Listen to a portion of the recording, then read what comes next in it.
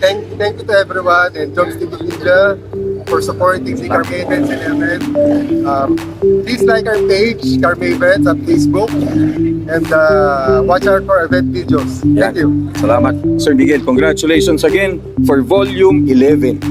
More power and more car shows. Huwag mo hinto, tuloy-tuloy mo lang. Jobs TV lang, sapat na.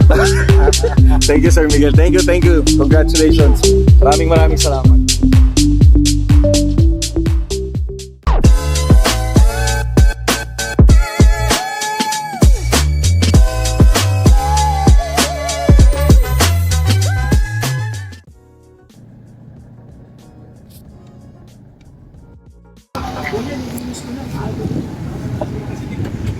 Kasi na-check na ni Sir Buboy itong sobrang grabe to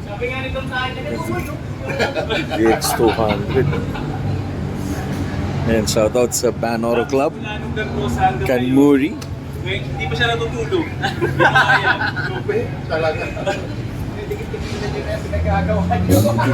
Tito Chinos Auto Detailing, GV Car Auto Parts, Sir Buboy.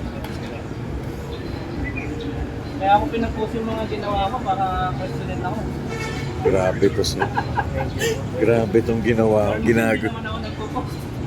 Pati amoy no. Pag susunod na pag-edit ko, mag-post na ako ng trophy para wala na mag-content. Tangina. Hindi pa natanggal-tanggal mga so wala pa. Ito hindi pa natanggal. Saan nga natin? Dito yun naka yung Pilipino pang ditanggal. Kasi masisira yung lawanit niya eh. Di ba?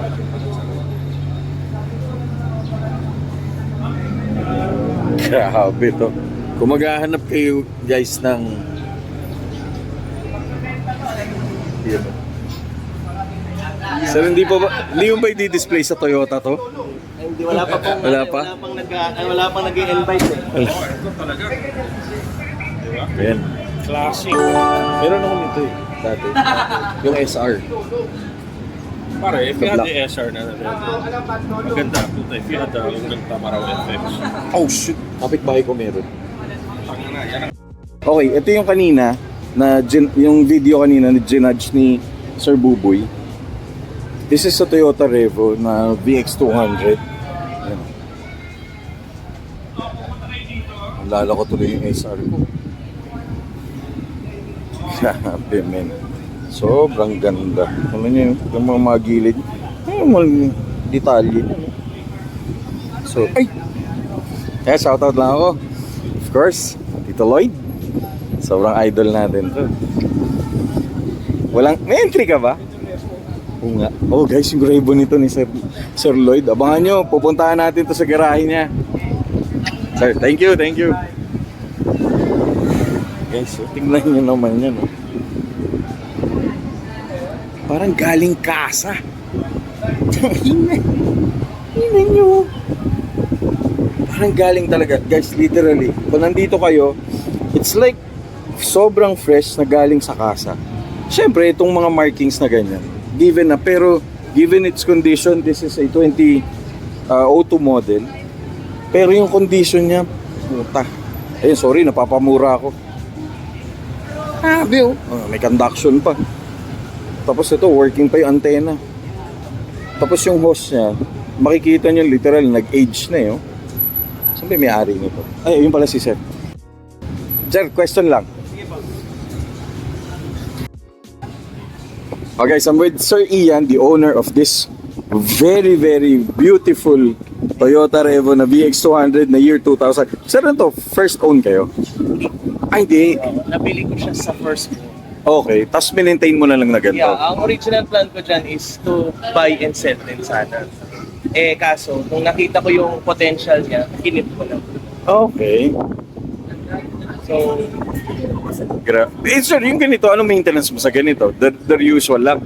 oo, wala namang special dyan kasi alam mo naman old cars pag pag meron pang extra dyan, mas madaling masira. Oo, totoo, no? Mas maganda maintain mo lang. Na-stock, no? Oo. So this is, 100% stock talaga? Oo. Actually, ang in-upgrade lang dyan is yung Max. Max, oo. Yun lang. As in, wala akong Problem. Nilinis ko lang. Oh, guys, you would appreciate if you grew up during these years and you're familiar with this car. Ma-appreciate nyo to. Like ako personally, meron ako nito dati, yung SR. Grabe. Oh. This is car number 40. Eh, no, wala akong masabi. Tignan nyo. Grabe, sir. Galing. Ay.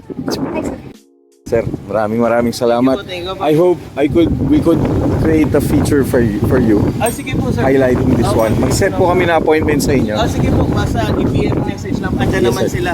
Sige sir, definitely. Madali niyo ako makukuha. Sir, sino pala naglilinis ng kotse mo? Ay, ikaw lang personal. Ako din po nagtitingin. Ikaw din nagdidate. May shop ka? Meron po sa bahay.